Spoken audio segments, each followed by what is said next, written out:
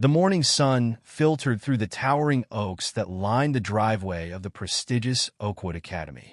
Nestled on the outskirts of Washington, D.C., the school exuded an air of refinement.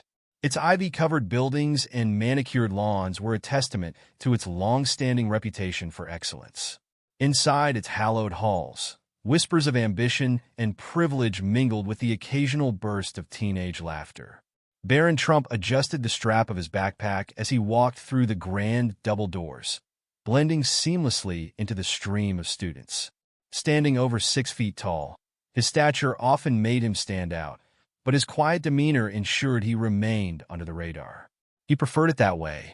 While many students at Oakwood relished the spotlight, Barron had learned to navigate his unique position with discretion. The hallways buzzed with activity as students gathered books from their lockers and exchanged snippets of weekend plans. Barron moved with practiced ease, offering polite nods and brief smiles to the classmates who greeted him. A few whispered as he passed, their voices low, but not low enough to escape his hearing. "Do you think he gets Secret Service protection even here?" one boy murmured to his friend. "Probably," the other replied with a smirk. "Must be nice to have a safety net for everything." Barron ignored the comments, his face betraying nothing. He had heard it all before. Oakwood prided itself on fostering an environment of discipline and respect. But even here, envy and curiosity about his family's fame occasionally bubbled to the surface. Still, he carried himself with the calm assurance of someone who knew his worth extended far beyond his last name. Stepping into his history classroom, Barron took his seat near the middle, strategically chosen to avoid drawing too much attention. The room was filled with rich mahogany desks and shelves lined with books chronicling the rise and fall of empires.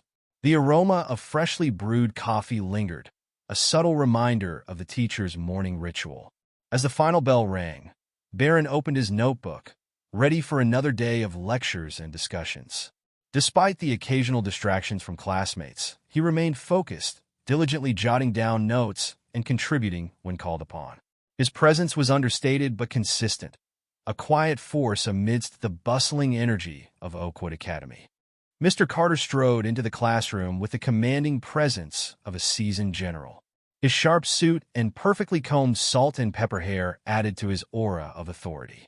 Known for his rigorous teaching style, Mr. Carter was both respected and feared by his students. He demanded excellence, often pushing them to think critically, but his sharp tongue and unfiltered opinions occasionally crossed the line. Today's lesson was on the Industrial Revolution, a topic Mr. Carter had dissected countless times. His passion for history was evident, but so too was his disdain for certain modern figures. As he spoke, his words often carried an undertone of judgment, thinly veiled beneath his academic commentary. "Leadership," he said, pacing in front of the class, "is a concept often misunderstood. True leaders sacrifice for the greater good.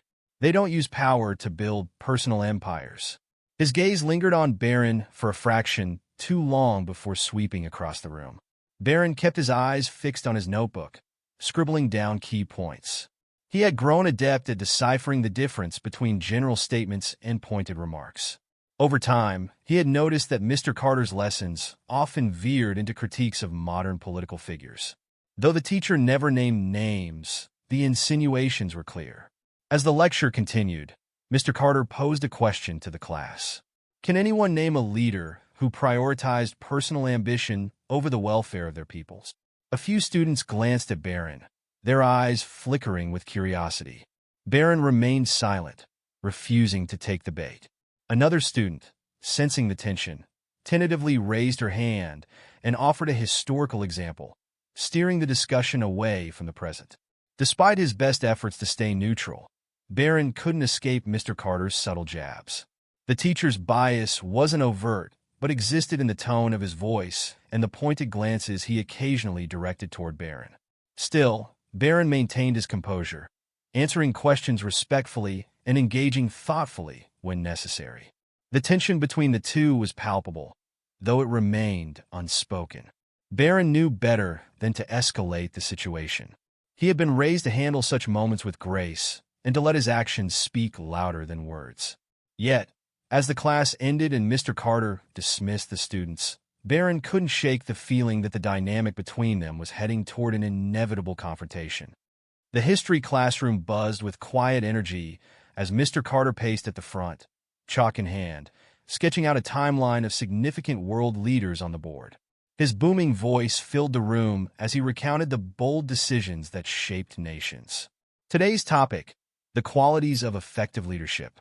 True leaders, Mr. Carter declared, spinning on his heel to face the class, are defined not by their words, but by their actions. They must be willing to endure criticism and sacrifice their personal interests for the greater good. Barron Trump sat in his usual seat, pen poised over his notebook. His eyes flickered to the timeline, noting the inclusion of figures like Abraham Lincoln, Gandhi, and Churchill. The discussion intrigued him, and after a moment of hesitation, he raised his hand. The room fell silent. Students turned to look, some curious, others expectant. Barron wasn't the type to volunteer often, and his classmates perked up, eager to hear what he had to say. "Yes, Mr. Trump?" Mr. Carter's voice carried a hint of challenge, his eyebrow arched. Barron cleared his throat, his voice calm, but steady. "I think leadership is also about making tough decisions when no one else will. Sometimes, that means taking risks or facing backlash. But those decisions can shape the future in ways others might not understand." Mr. Carter crossed his arms, his expression unreadable. For a moment, it seemed he might acknowledge the thoughtful contribution. Instead, he tilted his head, a sharp smile curling on his lips. "An interesting perspective, Mr. Trump," he said, his tone razor-thin. "Though I suppose that depends on the leader in question. Making tough decisions is admirable.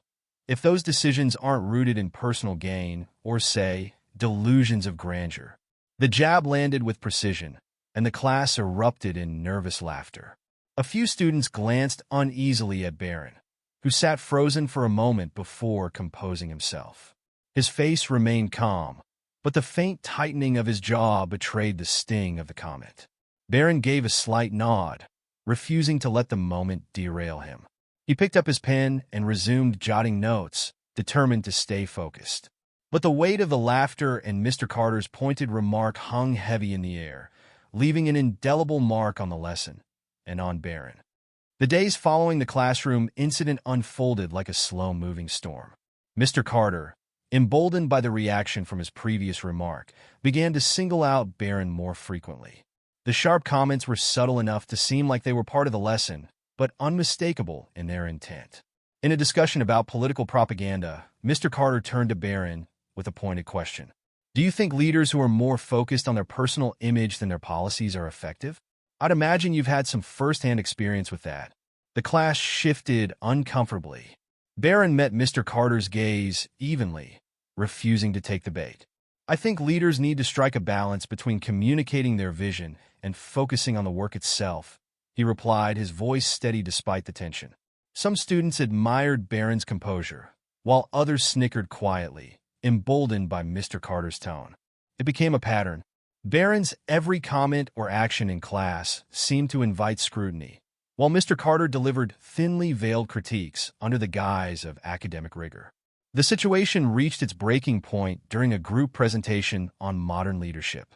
Barron, having worked diligently on his segment, stood before the class, outlining the complexities of leading in a polarized world. His delivery was poised and articulate, drawing the attention of even his most indifferent classmates. But as Barron concluded, Mr. Carter leaned back in his chair, a smirk playing on his lips. "Thank you, Mr. Trump," he said, his tone dripping with sarcasm. "It's always interesting to hear about leadership from someone who's had every door in life opened for them." The classroom fell silent. The weight of the comments settled over the room like a fog, and even the students who had laughed before looked uneasy. Barron's cheeks flushed slightly, but he held his ground, standing tall despite the sting of the remark. "Leadership isn't about where you start," Barron said after a moment, his voice calm but firm. "It's about what you choose to do with the opportunities you're given." A few students exchanged glances, some nodding subtly in support. Mr. Carter's smirk faltered for a moment before he regained his composure, moving briskly to the next presenter. But the tension lingered, thick and undeniable. As Barron returned to his seat, he noticed the sympathetic glances from a handful of classmates and the quiet whispers from others who weren't brave enough to speak up. Despite the humiliation, he refused to let it define him. In the quiet resolve of his expression, one thing was clear: Barron Trump would rise above it, no matter how high the stakes. The whispers and sidelong glances became a part of Barron's daily routine.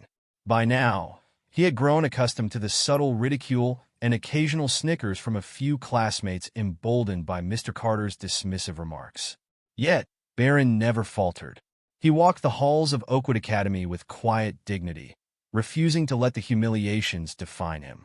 Barron's natural inclination was to avoid conflict. He had been raised to value composure and grace, even under pressure. Retaliation wasn't an option, nor was reporting the incidents to the school administration. Deep down, he worried that doing so might escalate the situation and bring unnecessary attention, not just to him, but to his family. Instead, Barron chose to channel his energy into more constructive outlets. He poured himself into his schoolwork, spending late nights refining essays, solving complex equations, and preparing for upcoming exams. The more the tension in history class grew, the harder he worked, determined to let his achievements speak for themselves. Outside of academics, Barron found solace in his extracurricular activities. He dedicated extra hours to the robotics club, where he could lose himself in the intricate mechanics of building and programming machines. On the basketball court, his focus on the game offered him a brief reprieve from the stress of the classroom. His teammates, unaware of the turmoil he faced in Mr. Carter's class, admired his determination and quiet leadership. Only one person at school knew the full story: Alex, Barron's closest friend and confidant. During lunch one day, Barron finally opened up about the recurring incidents with Mr. Carter. Alex listened intently, his expression shifting between disbelief and anger. "That's not okay," Alex said, his voice rising slightly. "You can't let him get away with this. You should tell someone, your parents, the principal, anyone." Barron shook his head, his tone calm but resolute. "What's the point? It'll just make things worse. Besides, I can handle it." Alex frowned, but he respected Barron's decision. "You shouldn't have to handle it alone," he said firmly. "You don't deserve this." Barron offered a small, grateful smile, but remained steadfast. He wasn't looking for sympathy or a fight. He was determined to rise above the situation with the same quiet strength that had carried him through countless challenges before. And as the days turned into weeks, Barron's resolve only grew stronger, even as the weight of the situation lingered. At home, the atmosphere was different. The Trump residence was a sanctuary where Barron could retreat from the pressures of the outside world. But lately, Melania Trump couldn't help but notice a subtle change in her son. He had always been a reserved and thoughtful teenager, but now he seemed quieter than usual, his focus on schoolwork almost obsessive. "Barron, are you okay?" she asked one evening as he sat at the dining table, his head bent over a textbook. "I'm fine," he replied without looking up, his voice steady but distant. Melania watched him for a moment, her instincts telling her otherwise. Later that night, as Barron sat in his room reviewing notes for an upcoming exam, she gently knocked on the door and stepped inside. "Can we talk?" she asked, her tone warm and inviting. Barron hesitated but nodded, setting his notebook aside. Melania sat down beside him, her expression calm but concerned. "You've been working so hard lately," she said. "I'm proud of you, but I can tell something's on your mind." Barron sighed, leaning back against his chair. He hesitated for a moment, then decided to share. "It's just school," he said, downplaying the situation. "There's this teacher, Mr. Carter. He's been, making things a little difficult for me." Melania's brows furrowed, but she kept her voice even. "Difficult how?" Barron shrugged, trying to brush it off. "He makes these comments sometimes. About leadership in politics. About Dad. Nothing too bad, just annoying." Melania studied him carefully, her expression softening. "Barron, you don't have to minimize how you feel. If this is bothering you, it matters." "It's fine," Barron insisted, though his tone betrayed a hint of frustration. "I don't want to make a big deal out of it." Melania reached over, placing a hand on his. "It's not about making a big deal. It's about respect. If someone is treating you unfairly, It's important to address it. Barron looked away, unsure of how to respond. He wasn't used to voicing his frustrations, especially when they felt so insignificant compared to the larger challenges his family faced. But Melania's unwavering support made him feel heard. "I'll handle it," she said after a pause, her voice calm but resolute. "You don't need to worry about this anymore." "Mom, I don't want you to cause trouble," Barron said quickly. Melania smiled gently. "Don't worry. I won't cause trouble. I'll handle this with grace." Barron nodded, trusting her completely. As she left his room, Melania's mind was already racing with how best to approach the situation. She wasn't angry, she was determined. Her son deserved respect, and she would ensure he got it. Not with confrontation, but with poise and thoughtfulness. The issue would be addressed, and the lesson, for everyone involved, would be unforgettable. The office of Oakwood Academy's headmaster exuded a sense of grandeur, with its polished oak desk and shelves lined with academic awards and photographs of past alumni. Melania Trump sat gracefully in one of the leather chairs, her posture composed and her expression calm. Across from her sat Headmaster Reynolds, a man known for his dedication to the school's reputation, and Mr. Carter, whose usual confidence seemed slightly subdued in her presence. Melania had requested the meeting with precision, ensuring both the administration and Mr. Carter were present. She was not there to berate or accuse, but to address the situation with the same poise she had instilled in her son. As the meeting began, she wasted no time. "Thank you for meeting with me today," Melania said, her voice even and controlled. "I am here because of the concerns my son, Barron, has shared about his experiences in Mr. Carter's classroom." Headmaster Reynolds nodded, folding his hands. "Of course, Mrs. Trump. We take these matters seriously. Could you elaborate on your concerns?" Melania's gaze flickered to Mr. Carter, who sat rigid, his hands clasped in front of him. She maintained a measured tone.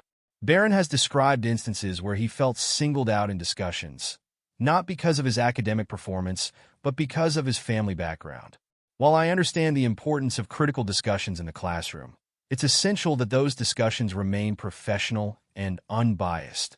Mr. Carter cleared his throat, his discomfort evident.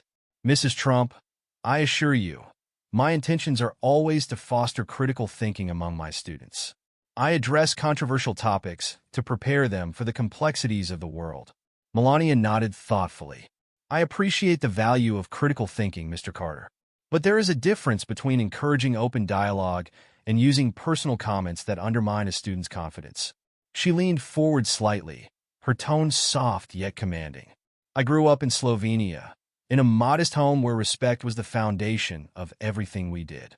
I've taught my son that respect is not just earned, but freely given to everyone, regardless of differences. When a teacher uses their position to demean a student, it diminishes not only the student, but the integrity of the classroom itself." The headmaster's expression grew serious. "Mrs. Trump, we deeply value professionalism in our educators. If these instances occurred as described, it's something we must address." Melania continued, her words deliberate. "A teacher has an incredible influence on their students. Words can inspire or discourage, build up or tear down. Barron is resilient, but no child should have to endure comments that make them feel less than they are." Mr. Carter shifted in his seat, but said nothing. Melania's calm, yet pointed remarks had struck a chord. Headmaster Reynolds cleared his throat. "Thank you for bringing this to our attention, Mrs. Trump. We will investigate this matter thoroughly to ensure all students feel respected and supported in our classrooms." Melania nodded graciously. "I trust that you will. My goal is not to create conflict, but to ensure that every student at Oakwood is given the respect they deserve." The meeting concluded with polite farewells, but as Melania left the office, the determination in her expression made it clear this was far from over. Later that week, Mr. Carter was called back into the headmaster's office, this time without Melania present. The tension in the room was palpable as Headmaster Reynolds reviewed the notes from their previous meeting and accounts from other teachers and students. "Mr. Carter," the headmaster began, his tone firm, "we've reviewed the concerns raised by Mrs. Trump and spoken with a few students. It appears there is a pattern of comments directed at Barron that could be interpreted as unprofessional. Mr. Carter straightened, his defenses rising. With all due respect, Headmaster, my comments are always meant to challenge students, not to demean them. It's my job to prepare them for the realities of the world, and sometimes that means addressing uncomfortable truths. Headmaster Reynolds frowned. There is a fine line between challenging a student and targeting them personally. Mrs. Trump raised an important point about the power of a teacher's words. Do you believe your comments have always been appropriate? Mr. Carter hesitated, then exhaled. I never intended to make Barron feel targeted. My focus has always been on engaging the class in meaningful discussions. The headmaster leaned forward. Yet the impact of your words suggests otherwise.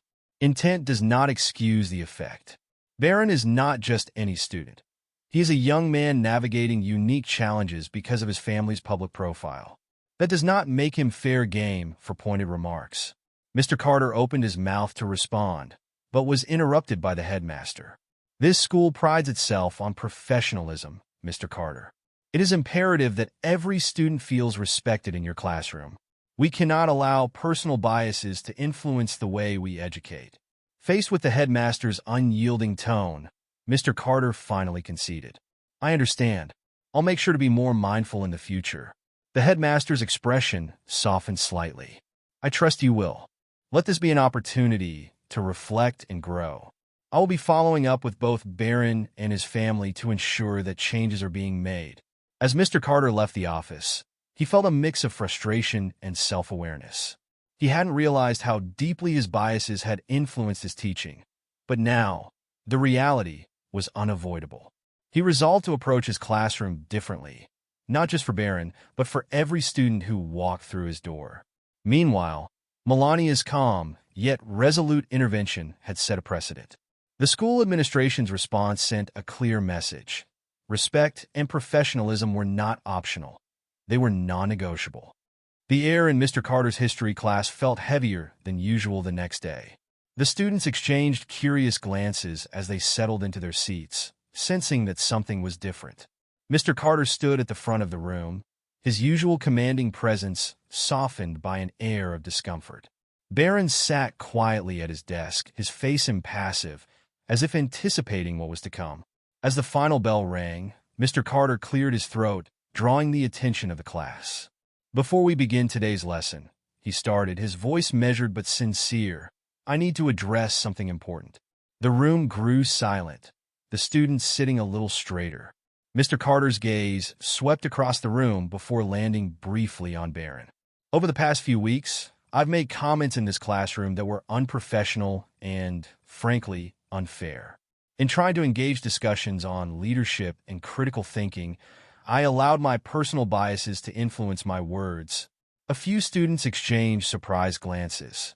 Mr. Carter, known for his unyielding demeanor, was rarely one to admit fault. I realize now that those comments were hurtful and inappropriate, particularly to one of our classmates, Barron Trump. He turned his full attention to Barron, his tone softening. Barron, I want to apologize. My remarks singled you out in a way that was neither constructive nor respectful, and for that, I am truly sorry. The classroom was so quiet that the hum of the overhead lights seemed loud. All eyes were on Barron, waiting for his response.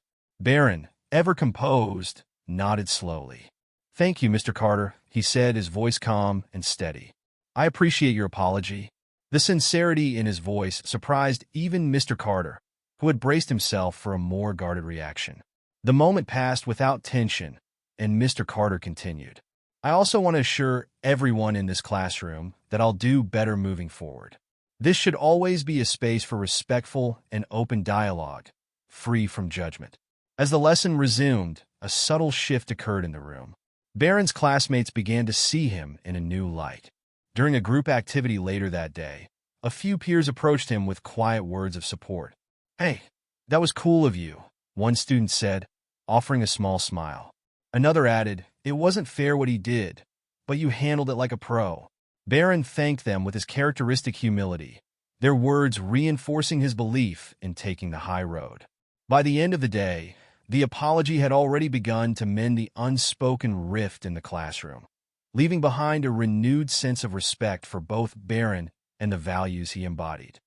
Word of the incident and its resolution quickly spread beyond the walls of Oakwood Academy. Parents, students, and even local media outlets began discussing the story, focusing not only on the events in the classroom, but on how Melania Trump had addressed the situation with grace and resolve. Articles and social media posts praised her strategic approach, calling it a model for how to handle conflicts with dignity. One headline read, "Melania Trump's poised response teaches a lesson in leadership," while another highlighted Barron's composure, saying, "Barron Trump proves the power of quiet resilience." At school, Barron noticed the subtle changes in how his classmates treated him. There was less whispering behind his back and more direct, genuine interaction. Students who had once been indifferent or curious about him now approached him with respect. Even the peers who had laughed during Mr. Carter's jabs seemed to regret their actions, offering small gestures of kindness, like saving him a seat in the cafeteria or including him in group discussions. Barron also felt a shift within himself. The ordeal, while challenging, had reinforced the values his mother had always taught him: grace under pressure, the importance of self-respect, and the power of leading by example. He walked into class each day with his head held high, ready to tackle whatever came next. The impact of the story extended further than anyone had anticipated. Oakwood Academy announced plans to implement training sessions for teachers on maintaining professionalism and fostering a respectful environment. The school's administration issued a public statement emphasizing their commitment to creating a space where every student felt valued and supported. For Barron, life returned to its familiar rhythm, but with a deeper sense of confidence and purpose. The lessons he learned about resilience, kindness, and the importance of staying true to oneself became a foundation he would carry with him long after his time at Oakwood. On a crisp morning a week later, Barron walked into Mr. Carter's classroom, the sunlight streaming through the tall windows. The usual hum of student chatter greeted him, but this time it carried a different tone. There was no tension, no awkwardness, just the quiet camaraderie of classmates who had learned a lesson in empathy and respect. As Barron took his seat, he glanced at the board, where Mr. Carter had written the day's topic: leadership through adversity.